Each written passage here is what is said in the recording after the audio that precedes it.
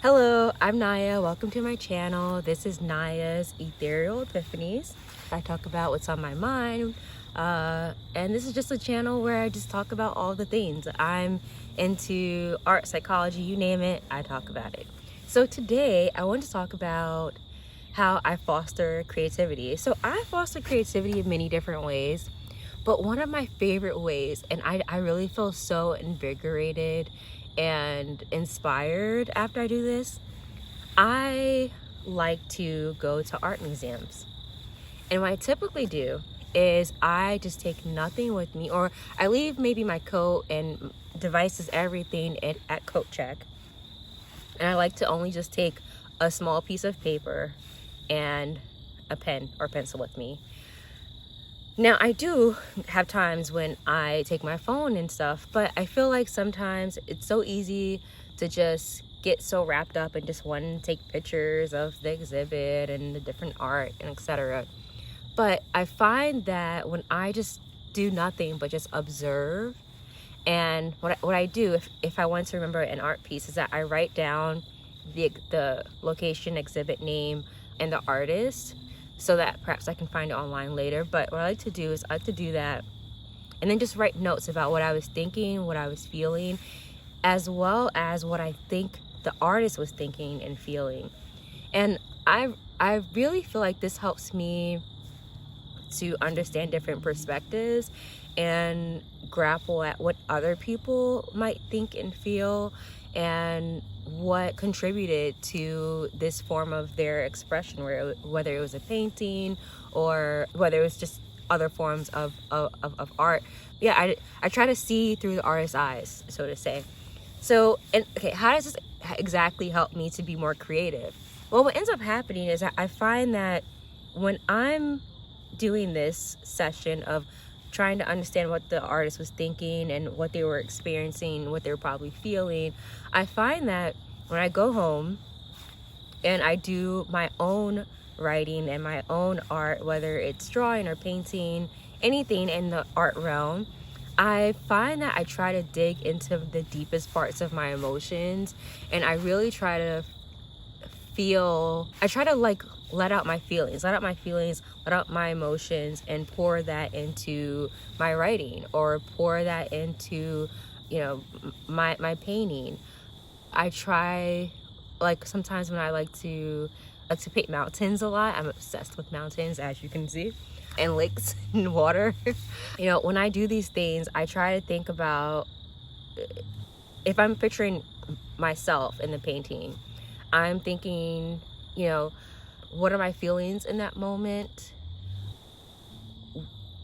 How do I want other people to know how I'm feeling? So how can I relay that through the colors? Or maybe I might leave footsteps in the grass. Or maybe I might add a little chipmunk. Because if you know me, I love the chipmunks. I love the chipmunks, okay? So maybe that chipmunk in the grass is a sign of my happiness that day. It was a sign of me connecting with the animal that day. So this is just how I personally like to foster creativity a bit, is just by observing other people's arts. And I just find that it helps me to just be better at my, different artistic realms. And it helps me, really, when I think about it now, it helps me to better express myself. When I sit there and I try to think, how is this person expressing themselves in this piece of art, it also forces me to see what ways I can express myself. So yeah, it's very interesting. But I find that when I go to art museums, that is, like, right after I visit any art museum in any country, any place, that is when I feel my best. I feel the most creative after. I find that I just suddenly have so many different ideas. And there's a book, I can't think of the name right now. Is it the artist? I think it's Great Artist Steal. I have to find it. I read so many books, I forget the title sometimes. But I think it's Great Artist Steal or something like that. Or maybe it's just a phrase.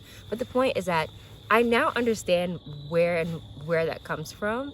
That probably comes from the fact that, yes, when you view other people's arts, it people's art, it gives you inspiration.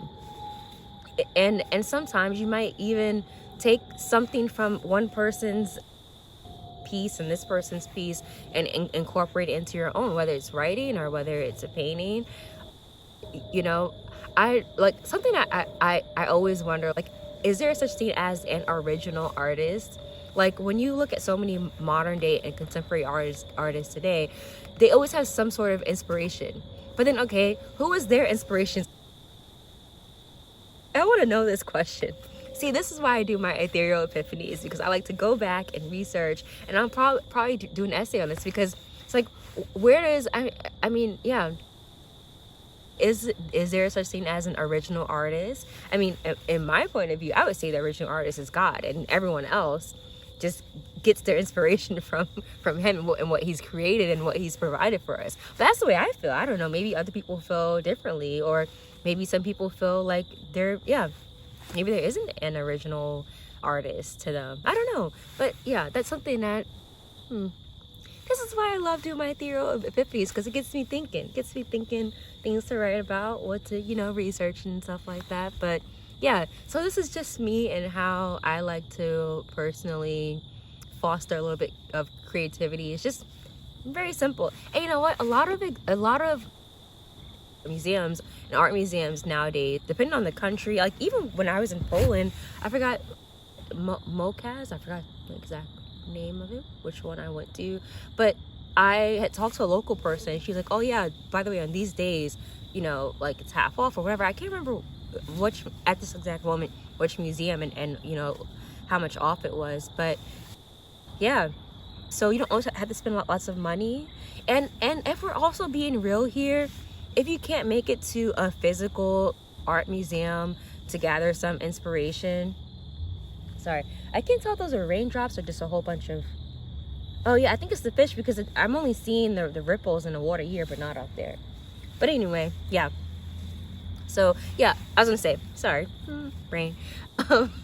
If you could not make it to a physical art museum or an exhibit, by the way, it also works if you go to the Museum of Natural History or some sort of history museum. There's always some sort of art in most museums. Go there, look at it. Don't take your phone. If you do, turn it off.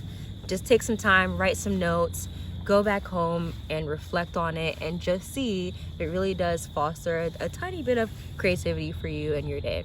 So hope that was helpful. And yeah,